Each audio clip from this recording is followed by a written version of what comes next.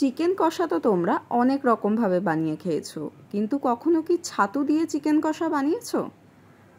আজ্ঞে হ্যাঁ, আমি সেই ছোলার ছাতুরই কথা বলছি, যেটাকে আমরা শরবত বানিয়ে খাই। আজ সেই ছাতু দিয়েই আমি তোমাদেরকে চিকেন কষা বানিয়ে দেখাবো। চলো তাহলে শুরু করা যাক।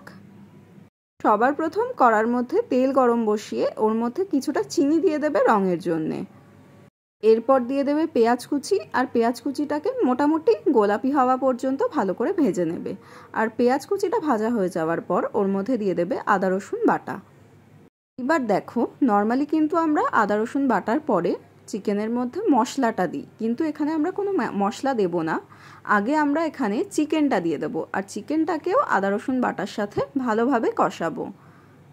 অন্যদিকে তৈরি করে নেব একটা মিক্স। এবার সেই মিক্সটার জন্য একটা বাটির মধ্যে আমরা নিয়ে নেব টক দই। সেই টক দইয়ের মধ্যেই দিয়ে দেবো একে একে সমস্ত মশলা, যেমন হলুদ, লঙ্কা, জিরে, ধনে, আরও যা যা দেয়। আমি অবশ্য জিরে গুঁড়োটা দিই না, তো তোমরা জিরে গুঁড়ো চাইলে দিতে পারো, আমি দিই না। আর সাথে নুনও দিয়ে দেবো, আর সব কিছু দিয়ে ভালো করে দইয়ের পেস্টটাকে আমরা মিশিয়ে নেব। আর এই দিকে দেখো, চিকেনটাকে আমরা পেঁয়াজ আর আদা রসুন বাটার সাথে তেলের মধ্যে ঢাকা দিয়ে রেখে দিয়েছিলাম। তো ঢাকনা খুলে আমরা আমাদের দই আর মশলার মিক্সচারটা আমাদের চিকেনের মধ্যে ঢেলে দেব। আর এইবার আমরা চিকেনটাকে খুব ভালো করে কষাবো। জল আমরা খুব একটা দেব না, ঢাকা দিয়ে দিয়ে কষাবে, দেখবে এমনিই চিকেন থেকে জল ছাড়তে আসবে। আর ওই জলটা দিয়েই আমরা চিকেনটাকে কষাতে থাকবো। যদি চিকেন থেকে জল খুব একটা না বেরোয় তাহলে তোমরা জল দিতে পারো, কিন্তু আমি কিন্তু এখানে একটুও জল ইউজ করিনি। ওই যা চিকেন থেকে জল বেরিয়েছে সেটা দিয়েই আমি চিকেনটাকে সেদ্ধ করেছি। এইবার দেখো আসবে আসল খেলা। এবার আমরা আমাদের যে মশলার বাটিটা ছিল ওর মধ্যেই 2 চামচ ছাতু নিয়ে নেব, আর ছাতুটাকে জল দিয়ে ভালো করে গুলে নেব।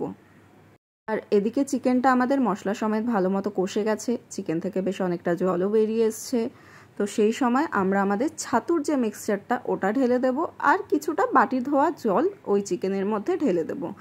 জল তো আমরা ইউজ করিনি না একটুও। এইবারে এই অবস্থায় চিকেনটাকে ভালো করে নেড়েচেড়ে ভালো করে কষিয়ে নিলেই কিন্তু আমাদের চিকেন একদম রেডি হয়ে যাবে। আর সবশেষে ঝালটা ব্যালেন্স হওয়ার জন্য একটু চিনি আর ওপর থেকে একটু গরম মশলার গুঁড়ো ছড়িয়ে দিলেই আমাদের চিকেন কিন্তু রেডি হয়ে যাবে।